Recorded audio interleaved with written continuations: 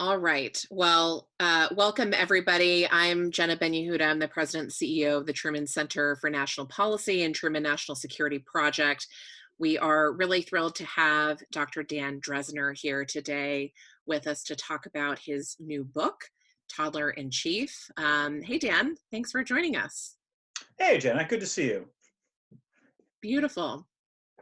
So Dan is professor of international politics at the Fletcher School at Tufts University. He is a non-resident fellow at the Brookings Institution, a contributing editor at the Washington Post. And prior to coming to Fletcher, he taught at the University of Chicago, University of Colorado at Boulder, and has previously held positions with Civic Education Project, the RAND Corporation, and the U.S. Department of the Treasury.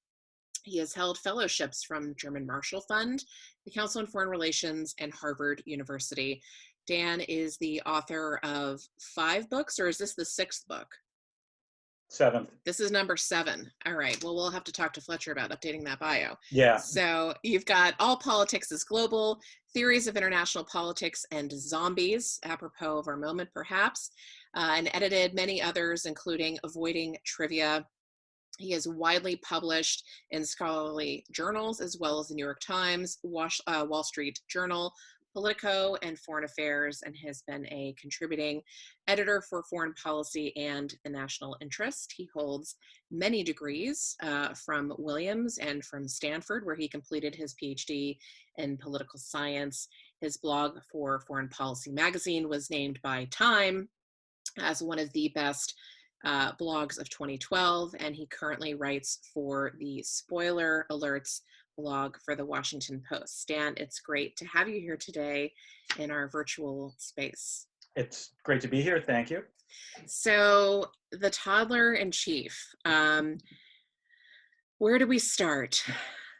Can you tell us the origin story of how it all began, these many years ago? I realize that in retrospect, I should have put a large bottle of Johnny Walker Blue behind me that I could have then opened up right now to start pouring and say, well, Jenna, sit back and let me tell you. Indeed.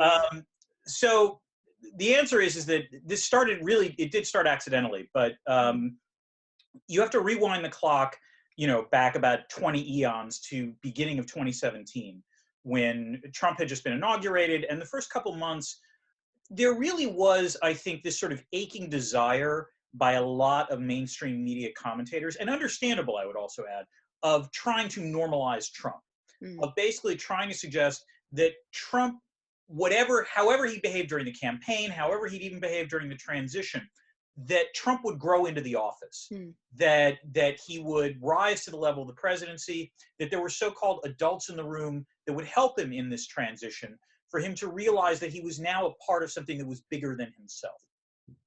And particularly in those first few months, every once in a while, Trump really would act, in an adult-like fashion. Think about his first joint address to Congress, which got pretty favorable reviews, or think about his statement to the American people after the launching of missiles in Syria.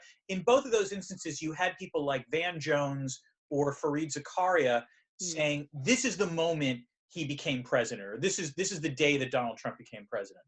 Despite the fact that it was long after his inauguration. Right, exactly. Despite the fact that it had been at least 60 days since he'd legally become president. And so, I was like, okay, fine. Except I would keep reading stories in the media in which Trump's own supporters and staffers, not like Nancy Pelosi, not David Brooks, not, Adam Serwer, not, sort of mainstream media commentators, his own staffers would anonymously describe him the way you would describe the most petulant 2-year-old in history. And so in April 25th, I think of 2017, I saw a story in the Post by Ashley Parker and Robert Costa describing Trump's TV watching behavior. And the story contained a quote from one of his staffers basically saying, once he goes up to the East Wing, there's no controlling him. And anyone who has had a child who is rambunctious and you're exhausted dealing with them can identify with that sentence. And so I just sort of put up on Twitter, I'll believe that Trump is growing into the presidency when his staff stops talking about him like a toddler. I didn't think about it. It was just sort of a piece of average Twitter snark that I assume would have a half-life of about, 20 minutes. And then a couple days later, there was a Politico story where again, the staffer was describing Trump as being completely out of control and that we don't know what to do with him. And so I thought, that's interesting. So I started threading the tweet. I figured that made sense. There's a theme here. And then there was another Politico story. And then there was a New York Times story. And then there was an Axios story in which they said that Trump staffers were basically describing what they were doing as almost like babysitting. And so I began to think that there might be a theme here. And so I started looking for these stories, essentially, instances in which, and again, the criteria for being added to the thread, and this is important, is not if a Democrat accuses him of being a toddler, or not if a mainstream media commentator accuses him of being a toddler. It's whether someone with a rooting interest in Donald Trump's success as president, a staffer, a GOP member of Congress, a GOP Hill staffer, a cabinet official, an international treaty ally, nonetheless describes him the way you would describe your own toddler. And as of yesterday, we are now, or as of today, this morning, we are now at 1,301 instances of this happening. So I'm going to go out on a limb and say it's a theme. And so the book got born out of this thread because I thought it would be worth sort of, originally, I'm not going to lie, this was the stone soup of books. I thought originally, this will be easy. I'll just write an introduction, a short conclusion. It'll just be the tweets and that's that. And in the end, I wound up writing 65,000 words.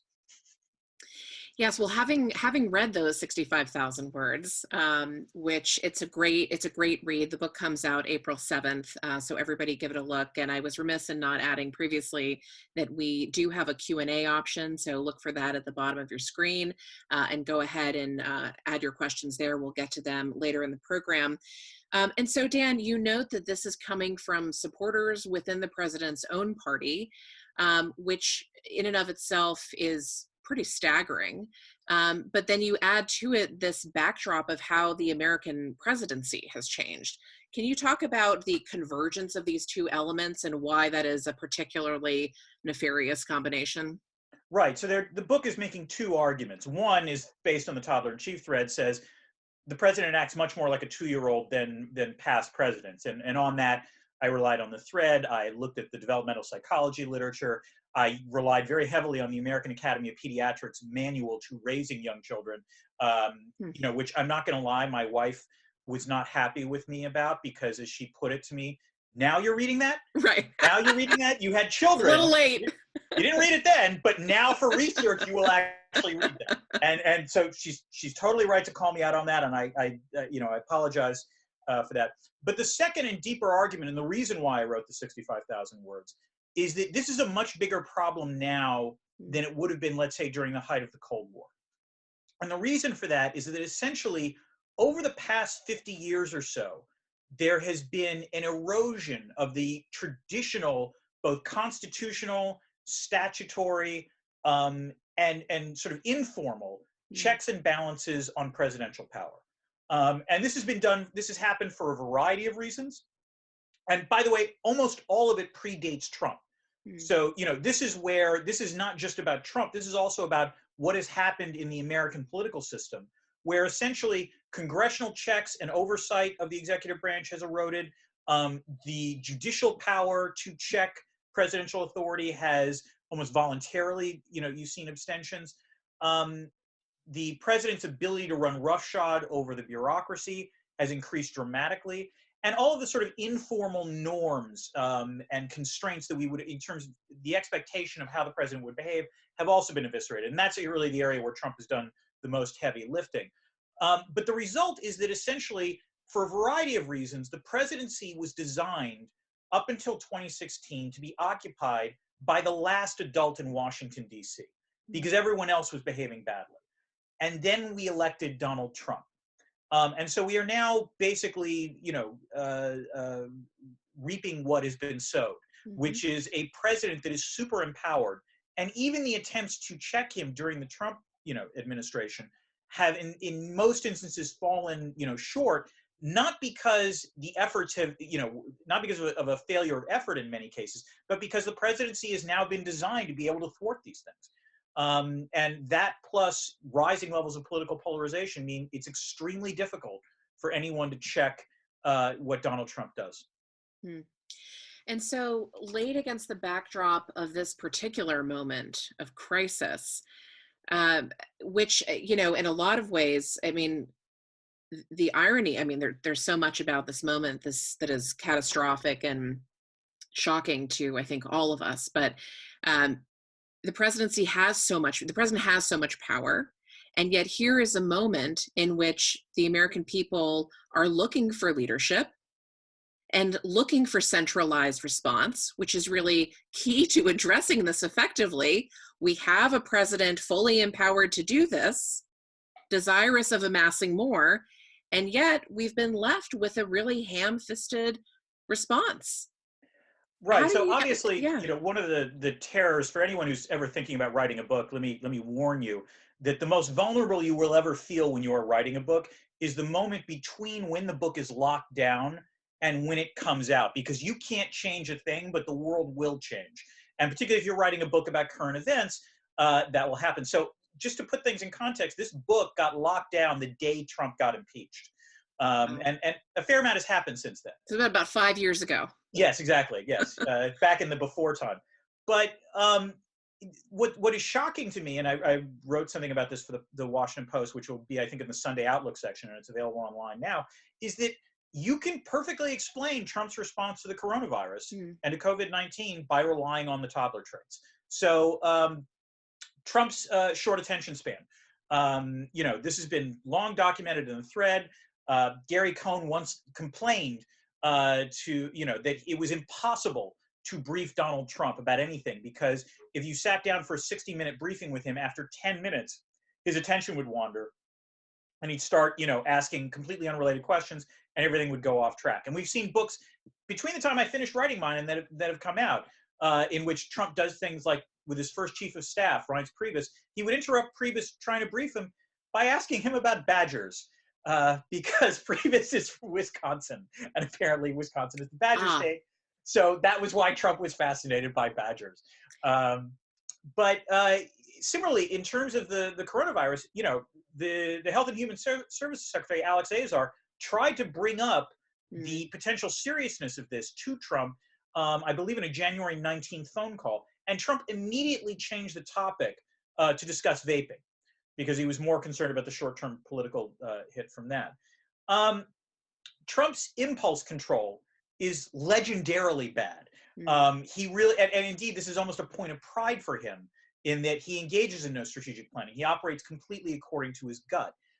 Because of that, however, he will, and that plus the combination of Twitter means that he will do things that inevitably, cause everyone to sort of scratch their heads and say, "What are you talking about?"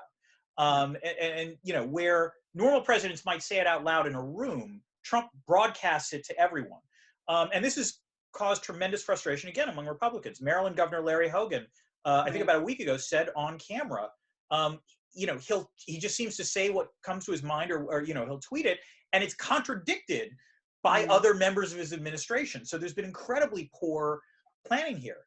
Or by himself directly days later. Yes, exactly. Yes, it leads to truly. This ties in directly to his sort of his another toddler tendency, which is his oppositional behavior. Now, we've all had children that you tell them to do something and they will do the exact opposite.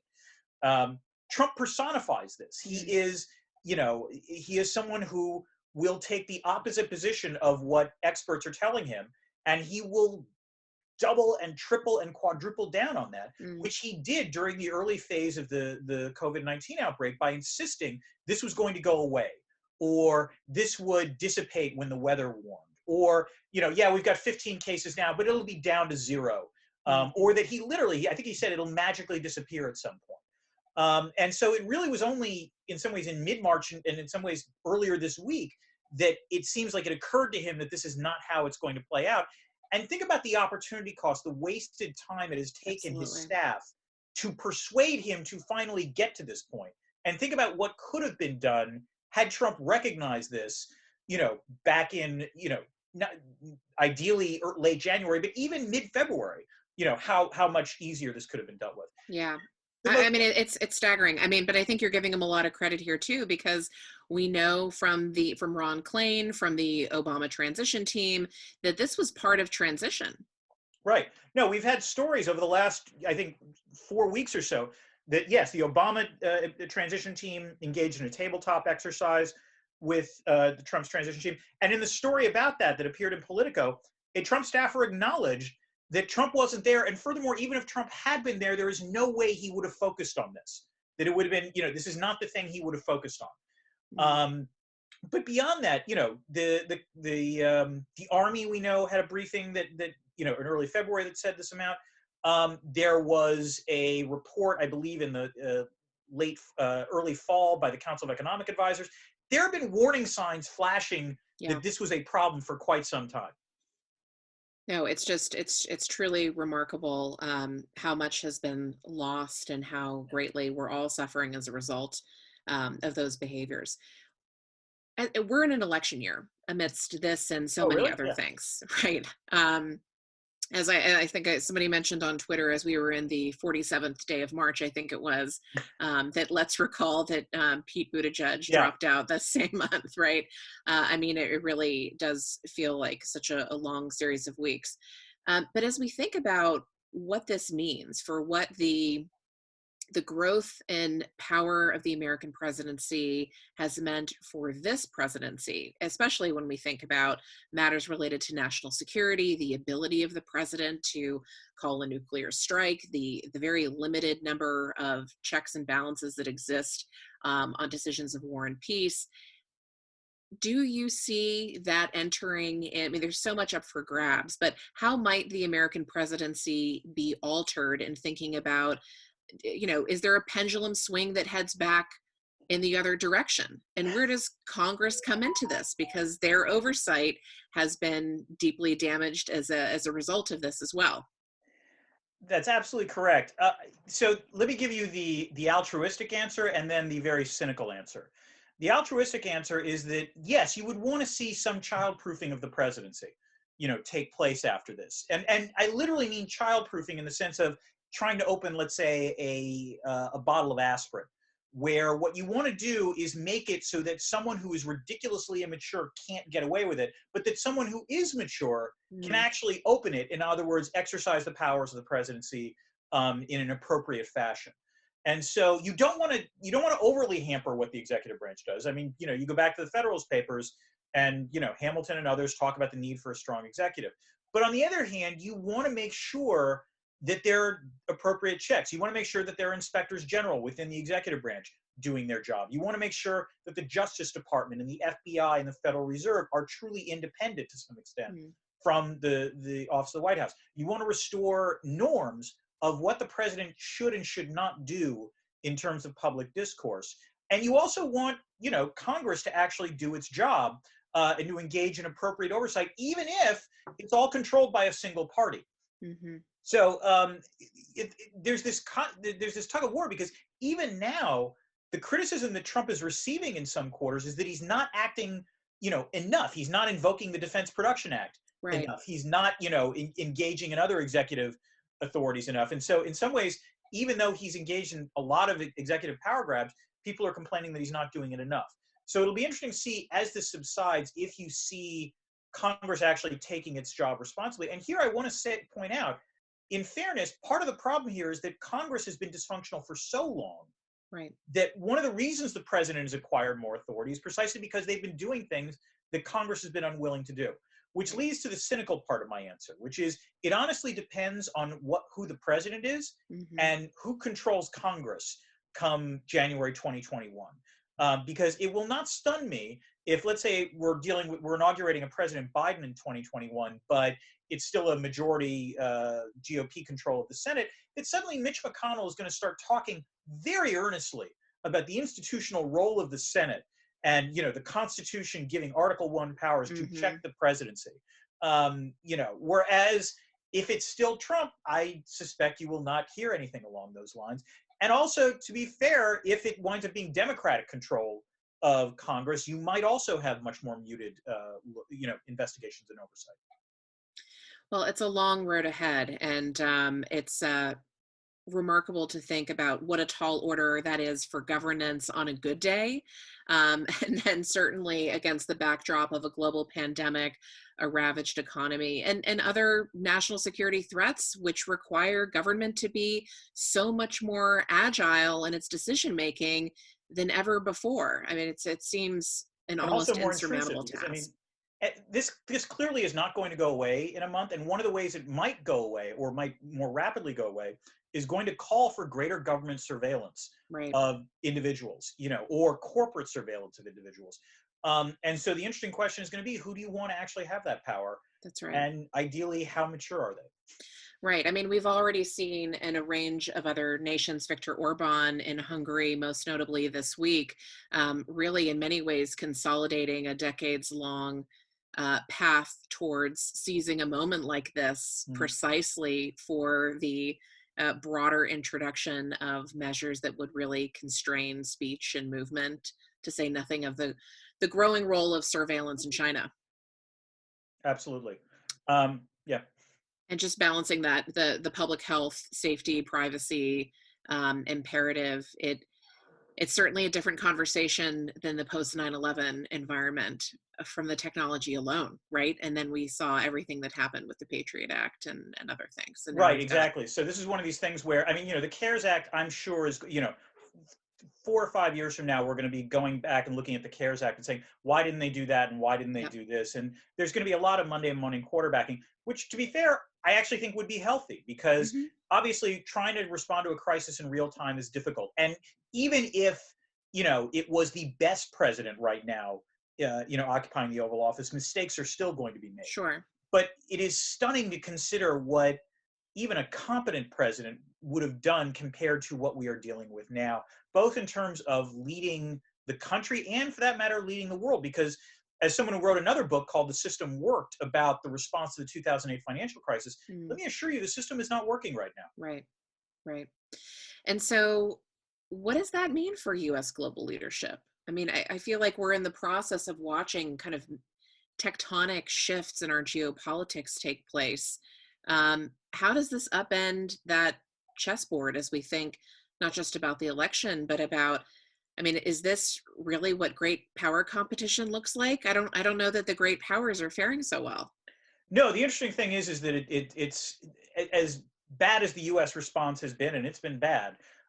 It's not like China has necessarily covered itself in glory with this. I mean, since obviously the virus started there, there's widespread reports about the lack of transparency between China and the WHO and the CDC. And even now, after initial stories about China bending the curve and China offering Mm, health aid to countries in Europe, it's now becoming clear that they haven't completely controlled the virus within China. That they're having to, they opened up movie houses for a day and then had to shut down again and so forth. And a lot of their aid is somewhat suspect. That you've mhm. got countries like Spain and Italy complaining about the reliability of the the health equipment they've gotten. On the other hand, again, the United States has not done terribly well. I mean, we have had stories in the last 24 hours of the U.S. essentially trying to poach or commandeer health equipment that is supposed to go not to China, but to allies like, Europe or Canada or what have you. And so it's to the point where I think 3M actually just issued an extraordinary statement Mm, where even though Trump invoked the Defense Production Act, 3M had to say, you realize that what they're trying to do is take aid that is supposed to go to developing countries, which are going to be really hard hit by this, mm, and redirect it. And we think that's a bad idea. So the U.S. response has not been great either. And by the way, the European Union has also not handled this terribly well. mm. That you saw sort of national barriers put up. You had the Serbian president Vucic, blast the EU. Yeah. In terms of prestige, if prestige is one of the elements of power in world politics, all of the great powers have taken a hit. No one outside perhaps of South Korea has done terribly well in terms of responding to this. That said, I will.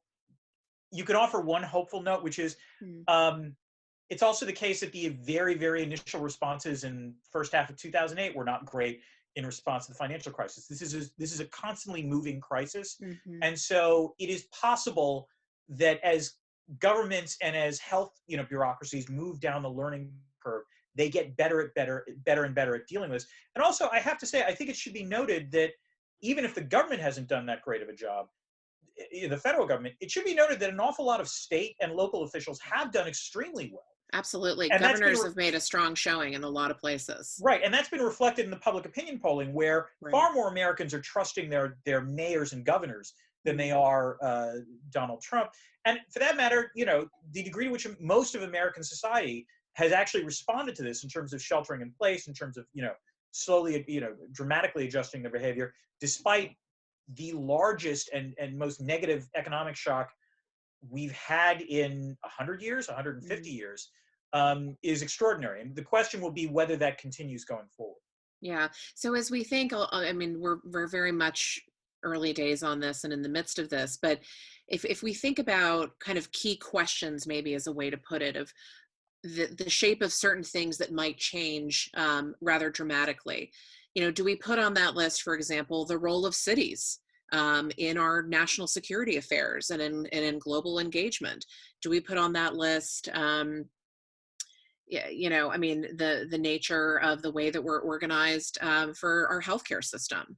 Does this change the political arguments around that? What about supply chains? Does some of this divert away from China? Could you speculate a little bit on some of what might be ahead? It seems like it's going to be hard to put the genie back in the bottle on some of these things. Yeah.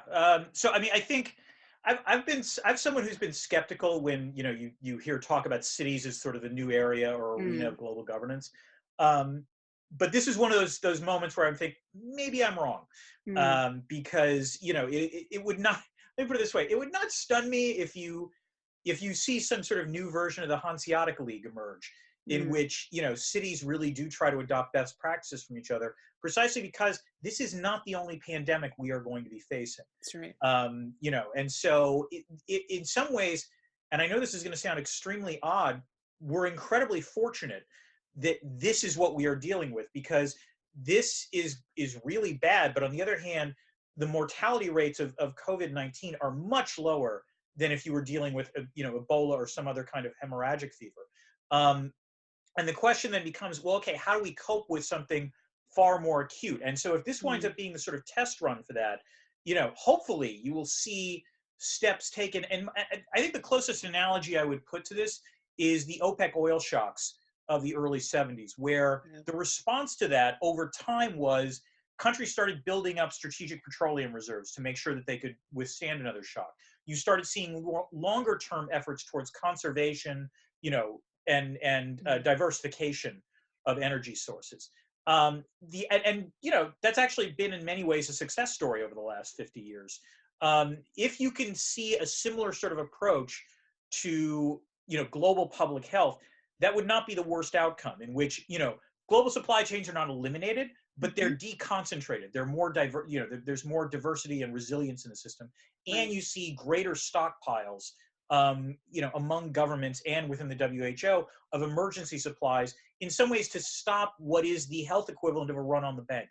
I mean, it's fascinating to contemplate how this could create major openings for markets in Vietnam, for example, places that had been kind of second fiddle to China, but nonetheless have a lot of capacity, but were otherwise too expensive. Right. And in some ways you saw that already in the run up to this, in terms of the effect of the trade war between the United States and China, where, Wilbur Ross said something spectacularly dumb back in January at the beginning of this, where he said, oh, this crisis is good. It means that the U.S. will have more, manufacturing will come back home. That was never going to happen. But even prior to that, during the trade war, you didn't see that happen. What you did see, however, was some U.S. manufacturers starting to move away from China and relocating to Bangladesh or Vietnam or other ASEAN countries. And so you might see that accelerate somewhat. Yeah, I mean, it's like when the price of oil is really high, the Alberta oil sands look like a good bet. Right. When it becomes expensive in lots of ways to do business in China, both because the risks are high and labor markets change, then we'll see that diversification happen. It's fascinating to think about what it might mean for China 5 years from now. Yeah, and the United States. And the United States, certainly. And so we've talked quite a bit about your argument for why why Trump really resembles these traits, and having raised a few toddlers, notably mine have grown up, and as have yours. He appears not to be maturing in the way I think all of us would hope. Do you see similar traits amongst this group of authoritarian leaders around the world, or do we have this strange combination of perpetual toddlerdom combined with its kind of the broader waves that it's created for the inability to attract talent, the partisanship? How is this behavior different in the United States than it is in other places, like with a Duterte or a Bolsonaro? Right. Can we draw some of these same conclusions? Yeah, that's a great question. So, I would say there are two ways in which Trump echoes other, or which other, sort of populist leaders echo Trump's sort of toddler traits. And this is true of a lot of populists. The first is temper tantrums. The degree to which populists tend to stoke anger as a way to sort of fuel their base domestically, and as a way to rage against elites, both international and domestic, is something that is hardly unique to Trump. It is something that almost all of these populists, once they've come to power, have done. And they've gone to that, they've drawn that well repeatedly as a way of sort of sustaining their legitimacy and going forward. The second is oppositional behavior. The way in which, these populists might, respond to international criticism or even domestic criticism from elites will cause them very often to double or triple down on whatever somewhat irrational position they've held. And indeed, we've seen this in Mexico, for example, where I think, AMLO, Lopez Obrador, has almost refused to acknowledge the existence of COVID-19, much less actually take the necessary steps to deal with it. That said, I would say that there are also some key differences, which is most of the populists elsewhere are distinct from Donald Trump in the form that whatever you think of Viktor Orban or Vladimir Putin, or Duterte, most of them had some governing or political experience before they came to power. I'm not going to comment on whether it was good experience or not. Right. But these were these were politicians or leaders that had longer track records. Trump is unique in the U.S. presidency to be the first person elected that has neither any military nor political experience. And in some ways, the biggest issue with Trump, and the way in which he stands out the most as a toddler, is knowledge deficits.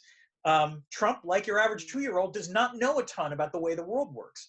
And unlike most toddlers, and I do take pains to point this out in the book, that most toddlers act the way they do because they have severe cognitive limitations and they are just trying to navigate the world as best they can.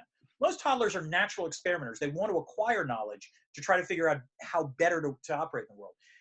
Trump is never going to grow up that way. He occasionally displays that kind of toddler-like curiosity. Think about his questions about space, or his questions about, he'll very often say, not many people know that, and he'll say something, and that is an automatic tell that he literally just learned that fact 5 minutes earlier. But mostly, unfortunately, I've got to conclude after 1,301 instances of this that he is not going to grow into the presidency. Well, on that somber note, I want to remind folks that we do have a Q&A option at the bottom of your screens. We've got a question here from a student of yours. Jessica writes, "Hi, Professor Drezner. One of your future students here, I don't know, maybe she gets extra credit, although maybe she's a former student. Trump seems to exhibit most, if not all, of the symptoms of an antisocial personality disorder, most closely to malignant narcissist personality disorder. How do you perceive Trump within this context? And do you view the Goldwater rule as preventing the country from truly understanding the dangers of leaders with these personalities?" So this is where I will try to confess some ignorance. Is the Goldwater rule the rule that psychologists and psychiatrists are not supposed to diagnose patients from, or individuals without having actually dealt with them? We're going to have to ask Jessica to weigh in here. Yeah. Of the degrees I hold, the DS. I'm not as familiar with the DSM as others Right. will be, but let's talk But, about your exploration of the malignant narcissist side. yeah, I mean, so there's a lot of ways in which, and I deal with this in the book. Part of the issue in dealing with Trump is a problem that my colleague at Georgetown, Daniel Nexon, once described as analytical normalization, which is whenever, and this is true of both journalists and academics, which is whenever we're trying to explain why the Trump administration or why Trump himself is doing something that they're doing, there is a tendency to try to compare him to past presidents or to other leaders, and same with his administration. And as Nixon pointed out, this normalizes the behavior. It tries to put it within a continuum of other actors. And the truth is, Trump is just a complete outlier on most dimensions in terms of his leadership. Does he suffer from narcissistic personality disorder? First of all, I'm not a psychiatrist, and I was wary of making that that factual claim because I don't have the expertise for this. In some ways, I think what we're all trying to do is cast about for the appropriate analogy or mental model that we can use to explain this. And as I was writing the book, I discovered that essentially there have been three sort of standard analogies. There's Trump as toddler, Trump as teenager, and Trump as dotard or daughter, old man losing his faculties. And to use an academic phrase, I look forward to the future literature on this subject. Future literature should really make this comparison more rigorously than I did in my book, in terms of saying whether teenager traits are dominating or senility traits are dominating. The argument I would put in favor of mine is that Trump, like most toddlers, lacks a theory of mind, which is that he cannot, he almost is congenitally unable to see the point of view of other people. He always sort of personalizes it, and maybe in an adult man that translates into narcissistic personality disorder. I just didn't want to go that direction in terms of writing the book because it was beyond my area of competency. Yeah. Fair enough. Well, Jessica says, yes, that is the Goldwater rule. So, yes, I nailed it. You 10 Hi, points. Jessica. So this question, back to the question of presidential power, Meg writes, ultimately, why do you believe that Ryan did not use the Trump presidency as a window of opportunity to fortify and expand his power as speaker? Or do you believe that he did? I think it's a little bit of both. Bear in mind that Paul Ryan, what was it that Paul Ryan dreamt of for, the decade plus that he was in the House, and then chairman of the Ways and Means Committee for so long? What Paul Ryan cared about the most was tax policy. Yeah. That he always wanted to, implement tax cuts and, I suppose to be fair to Ryan, implement broader tax reform. And so Trump was in many ways his vessel for this. And it is worth noting, political scientists genuinely debate about whether or not Trump has actually been an effective president or not. And in some ways, this ties into this larger debate within the presidential scholarship literature on, between Richard Neustadt, who argues the president is a fundamentally weak institution, versus Arthur Schlesinger, who has argued that it's fundamentally an imperial institution. I would argue that in many ways, Schlesinger gets the better of that argument. But that said, if you actually take a look at Trump's most significant legislative achievements, that's where I do think Neustadt has the better half of the argument, because the tax cut as it was implemented did not in any way represent Trump's populism or anything he campaigned on in 2016. It actually represented much more clearly Paul Ryan's vision. And so I would argue that he got an awful lot of what he wanted from this. And, therefore, it's not surprising that he also left when he did, because it was also very clear that Ryan did not enjoy being speaker. It would have been awkward for him to go back to being Ways and Means. I assume, he's not a political idiot. He probably saw that the GOP was going to be losing its majority in the House. And what's telling to me are the things he told Tim Alberta in the book American Carnage after he, in confidence, and then the book was published after he had left office, where he basically acknowledges that Trump didn't know anything about governing. And I think one of the issues there, by the way, to be fair, is that I think a lot of Republicans assumed that because Trump was ignorant, this was their opportunity to potentially Mm-hmm. come in and, you know, use Trump as the vessel to accomplish their own policy goals. And to some extent, that has happened. Ryan did it with the tax cut. Mitch McConnell has done it with judges. Sure. But I think far more often than not, and this is particularly true within the executive branch, these officials have begun to realize that they can't get Trump to focus on anything, much less the thing they want him to Right. focus on. Right. So Susan writes, Dan, I love your Washington Post columns. I wonder if you could speak to the issue of how COVID will, let's see, on the global stage affect the shift of the U.S. as a political and trade partner. I think we've touched on some of those things. Anything in particular in the next 6 months where you think this really becomes an issue?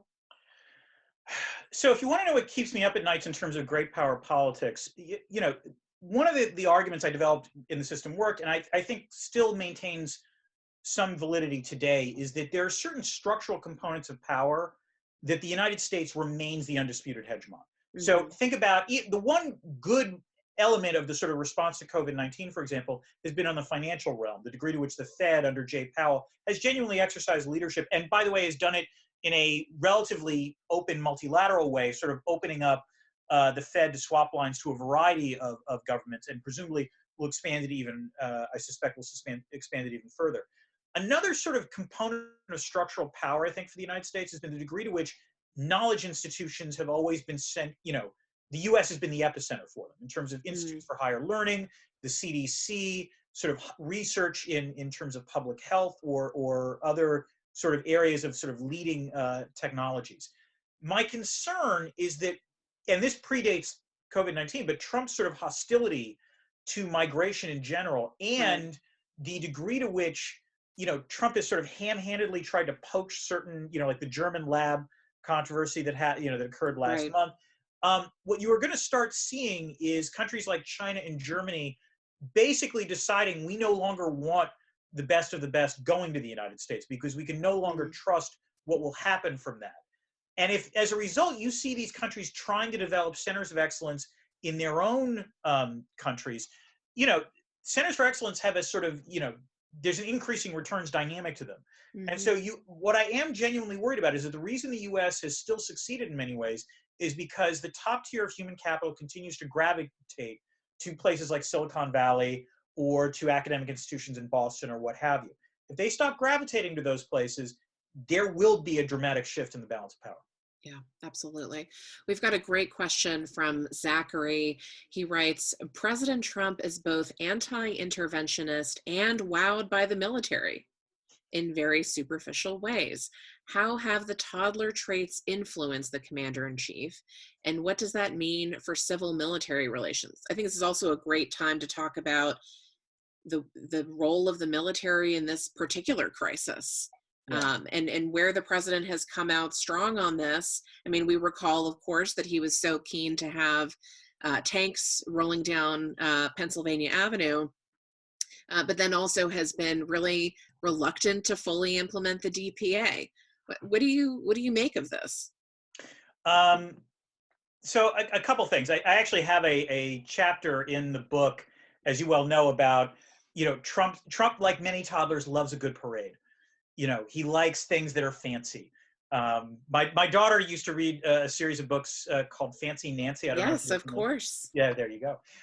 You know, and I think Trump likes big gaudy shows. I mean, and you know, to be fair, other countries, by the way, have been really good at appealing to him on this. You know, when Yes. Trump's first overseas visit to Saudi Arabia, the Saudis were very savvy in sort of trying to impress upon Trump just how much they liked him. In terms of the military, I think it means that Trump, for lack of a better way of putting it, Trump likes playing the role of pretend commander-in-chief. Mm-hmm. You know, he likes all of the accoutrements of being the commander-in-chief. He likes people saluting him. He likes, you know, the parades and so on and so forth. But he has no depth or comprehension of what it is actually like to be in the military. And indeed, Steve Bannon, you know, who one of his advisors literally said he has no comprehension of this, even though Trump did attend, you know, a military academy in junior, I think in high school. That Bannon said he's never dealt with death. He's never dealt with the more horrific aspects of serving in the military, which Bannon, to be fair, did serve in the Navy and did have some experience on this. So, that's one of the issues. And I would say in terms of Trump's policy towards intervention, I don't know if he's been anti-interventionist so much as he's just been a classic Jacksonian, which is he wants the U.S. to simultaneously not get involved, but if there is something that happens that negatively affects, U.S. troops on the ground, he has no compunction whatsoever about authorizing, striking back and using the biggest bomb, was it the Moab, I think, in Afghanistan and what have you. And I think the other thing to consider, and we've seen this, is there, in terms of his relationship with the military, it's somewhat fraught. First of all, he's intervened in the military justice system repeatedly over the last year in ways that I think legitimately appall an awful lot of the rank and file, and particularly the officer corps. Also, the way, and it's striking to see that he's willing to intervene there. But when asked yesterday about the captain of the Roosevelt, the carrier that's based off Guam, being fired essentially because the guy wrote a letter saying that there was a problem on the ship, I think speaks volumes about Trump's approach to the military. And also, I think one of the lesser elements of this that I'm still sort of stunned by is that back in February, Mark Esper issued an order to his theater commanders basically saying, don't take any action against the coronavirus, that would surprise President Trump, which consider the degree to which Trump's staff has had to shape the response. Their priority in handling the U.S. response to the coronavirus has not been to actually take emergency action. It's been to handle the president. Yes. It's staggering. I think this with the naval commander, just the most recent example in a long line of excellent examples that you cite of, it's really hard to stomach watching these principled public servants trying to do right, to see their lives and careers really destroyed in the process. And so, and of course, as we think out a year or two from now, it's hard to imagine a robust defense budget coming out of a moment like this having supporters, or I think it kind of gets scrutiny in a different way, perhaps, as we look at, multi-trillion-dollar deficits moving forward. And I think there are kind of interesting questions, although, I do think one of the other impulses, and this will be fascinating to see, is I have to think, paradoxically, this is going to increase what I would describe as almost traditional isolationism within the United States. And in that, I mean the following: because the U.S. right now is experiencing such a domestic problem from this pandemic, I think there will be genuine anger among a lot of the American people if Trump starts doing things like, let's say, escalates conflict with Iran, or continues to try to escalate conflict with China, along the lines of, really, is that where your focus is right now? Your focus is not on the sort of the state of the domestic economy and the state of domestic society. How long that lasts is another question entirely. It's worth remembering that the pandemic that everyone compares this to is the 1918 one. And in the end, that didn't have many long-lasting effects. As someone who teaches global political economy, it's not talked about all that much. Now, it's interesting because you mentioned the kind of isolationist potential coming out of this, but that is for areas of conflict.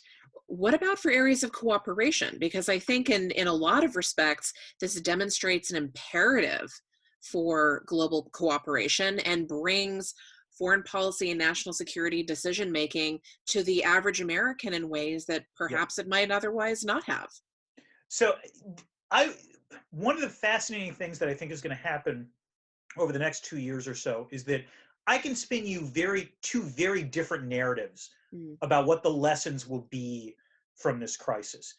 One, which I suspect Trump and his supporters will try to articulate, is that this is all the fault of globalization. That if you think about it, the very reason this pandemic goes global is precisely because we had, I believe the estimate I saw today was 750,000 people flying from China to the United States in December, January, and February. And that, in fact, if anything, what we should have learned from this is that we should build our walls up higher. We should be less dependent on China. We can't trust the World Health Organization. We can't trust, global governance experts. We can't even trust the CDC because they can't apparently make a test, properly.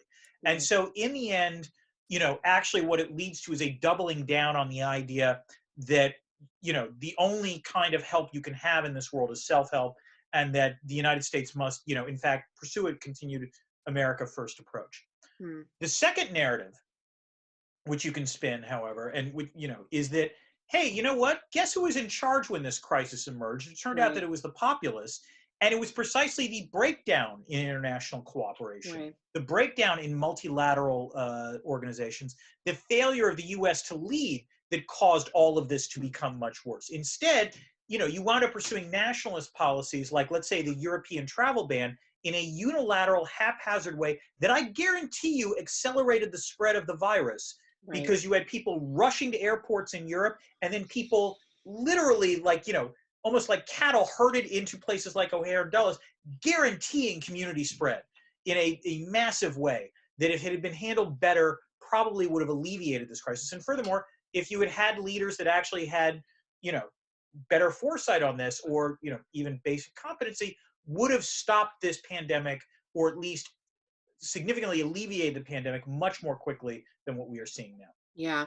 Well, I mean, that certainly seems to be the Biden argument. Right.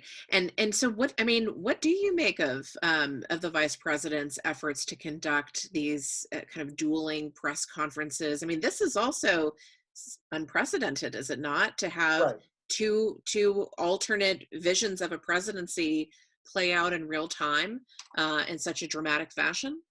Yeah, I mean, I think, I'm trying to think, if you go back when I think the last time you might have seen, the last time you might have seen visions this stark might have been, I don't know, the 64 election or the 48 election, but there weren't crises that were happening. Right. Then, so that in some ways that's the distinction, the distinctive aspect of this particular moment. I mean, to be honest, Biden clearly has, in some ways, at least right now, a relatively difficult situation, because in terms of trying to set the agenda, he doesn't occupy a political office. He's not Andrew Cuomo. He can't have briefings. And he's not the president, so he doesn't have the bully pulpit there either. So there are ways in which you can say, well, this means that Trump can command the political stage, and so on and so forth. On the other hand, first of all, we're still not in the general election phase. I mean, we're in a situation of such extreme circumstances that everyone is focusing right now on, will they have enough toilet paper to last them the next 2 weeks? I don't think, ordinary people are necessarily going to be thinking about who they're going to vote for in November just yet. And when the time does come around to that, Joe Biden's actually going to have a pretty good argument to make that he was on top of this much more quickly than Donald Trump was. Biden wrote an op-ed in USA Today in late January warning that Trump was bollocksing this up. I believe one of Biden's key advisors in the campaign is Ron Klain, who was Obama's Ebola czar. And Biden is also, in contrast to Trump, talked about the need to rely on expertise. Now, I also want to be very clear. Experts have screwed up during this period as well. If you look at what the CDC did, if you look at the FDA as well, a lot of these screw-ups would have happened regardless of who was president. But in some ways, what Trump has done is compound those mistakes rather than remedy them. And I think that's the primary difference between Trump and Biden. Yes, we also haven't explored the potential growth in the bidet market as a result of this fiasco. So, I mean, kind of bringing this back to the book, to your role as a professor, I mean, my God, how has this changed your life? How has this changed being an academic during this time, as you have also made this adjustment? I mean, should we pause for the Johnny Walker? Well, no. The reason I'm actually laughing about this is, so what is this? How is higher education transition during this? Well, basically, what it means is we are now, teaching and communicating much more through our computers. Obviously, we're not doing it in person, which means I'm basically staring at my computer a lot. So, in some ways, not much has changed. This is the life of an academic anyway. And indeed, there were a lot of jokes, I think, in March about how, the recommendation was, okay, so we need to engage in social distancing. We can't hang around with lots of people. We've got to do everything remotely. PhDs. This we've been training for this our entire lives, our entire professional lives. Finally, it's our time to shine. But I also think the dirty secret is that even people who claim to be introverts, and I would count myself among them, need a little human contact from time to time, and need diversity of human contact. So I think one of the things I'm looking forward to at the end of this, for lack of a better putting it, is actual human contact beyond my own family. I want to be able to hug a friend. I want to be able to shake someone's hand. And it'll be interesting to see whether the sort of social mores we pick up from this current period, how long lasting they are. I don't know about you, but I went grocery shopping last week because we had to. Yeah. And it struck me how in the week between that trip and the week before, how paranoid I got about social distancing, where before I was shopping and people were coming close to me and I hadn't thought about it. And then the last time I went, there were narrow aisles and so on and so forth, and people were getting close to me and I was looking at them and I had to bite back profanities because it's not their fault. It's just, that's the instinct now. And that's right. I will very much look forward to the moment when that instinct is gone. Yes. Well, I look forward to that moment too, not least because I look forward to sitting down for a beer with you during our next respective travels to each other's fair cities. Dan, this has been a real pleasure. I know it's a busy moment for you in the run-up to the book release. We here at Truman are so thrilled to have been a part of this book release process. The Toddler in Chief. We'll pick it up one more time so everybody can see that. This is the balloon, I think, right? Yes. Which I did learn something from this cover, which is I actually thought the University of Chicago Press added, if you see, there is a phone attached to one end of the hand right there. I thought they added that, which was really clever. I did not realize that's actually part of the original balloon. So fantastic. Really just props to them on this. We appreciate the attention to detail. Yes. Well, Dan, thank you, Jenna, very much for doing this. It's a pleasure. I always learn from our conversations, and we wish you good health and a quiet, peaceful weekend with your family. Same to you and everyone listening. Okay. Thanks, everybody. Take care.